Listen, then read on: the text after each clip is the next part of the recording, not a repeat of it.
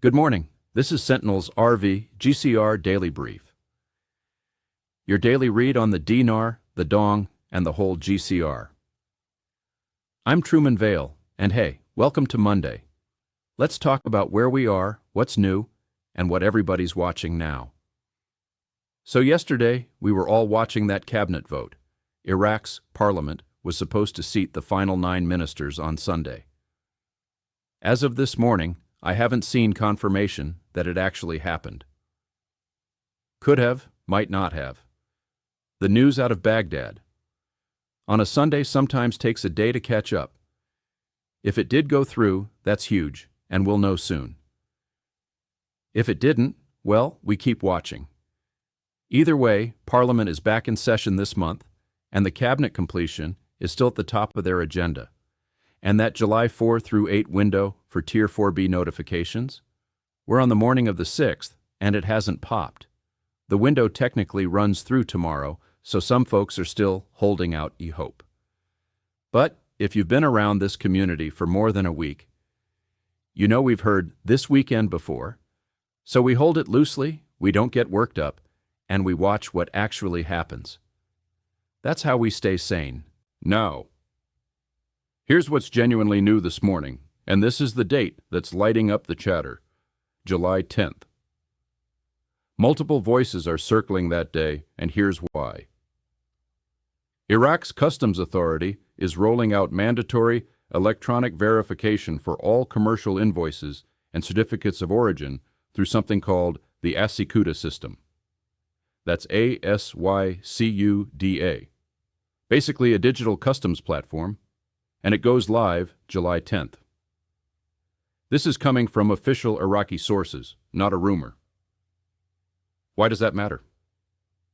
The thinking in this community goes like this.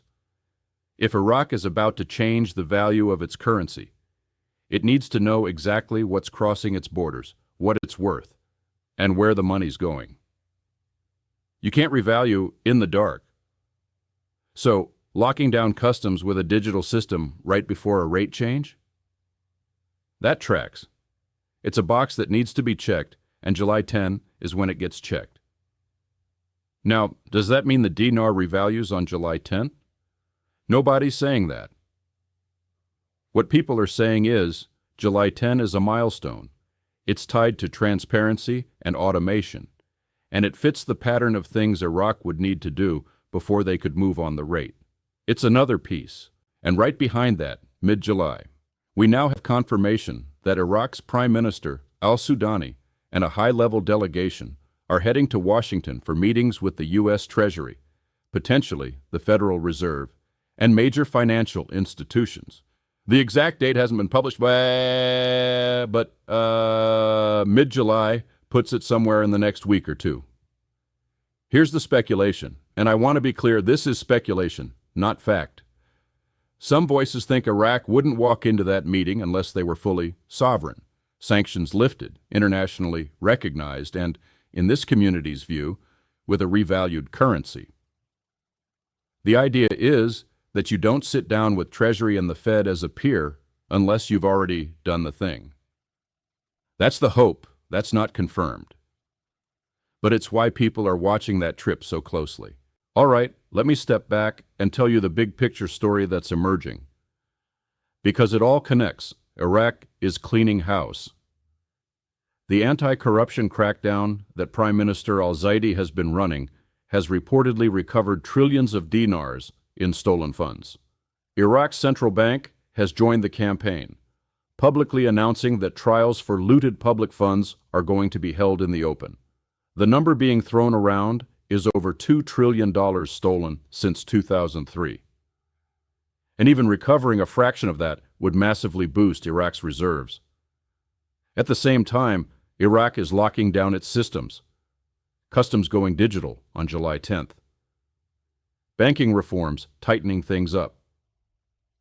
A push toward electronic payments and away from cash. And this is new this week, the Kirkuk to Ceyhan oil pipeline, which has been shut down for over a year, is expected to start pumping again within the next 2 weeks. That pipeline can move over 1 million barrels of crude a day. That's revenue. That's sovereignty. That's Iraq taking control of its own assets again.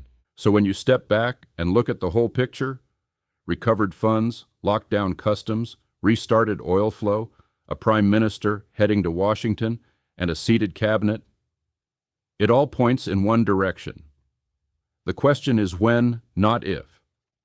And the chatter this week is zeroing in on July 10th and mid-July as the window to watch.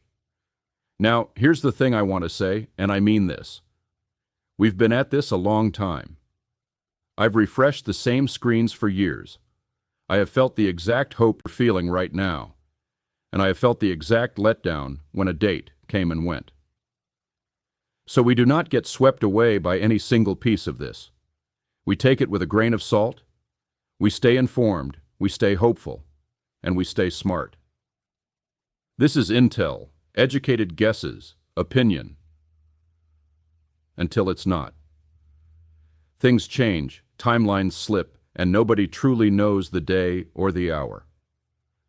We watch it so we can be ready, not so we lose our heads. And look, if you had flagged timing claims and Iraq in your free custom notifications, you would have seen that July 10th customs date hit your phone the second it started making the rounds. You wouldn't be waiting on me to tell you about it this morning. That's exactly why we built the app. So you can get everything the moment it lands. 24/7, instead of chasing it across a dozen feeds. And for what it's worth, VIP membership is free right now.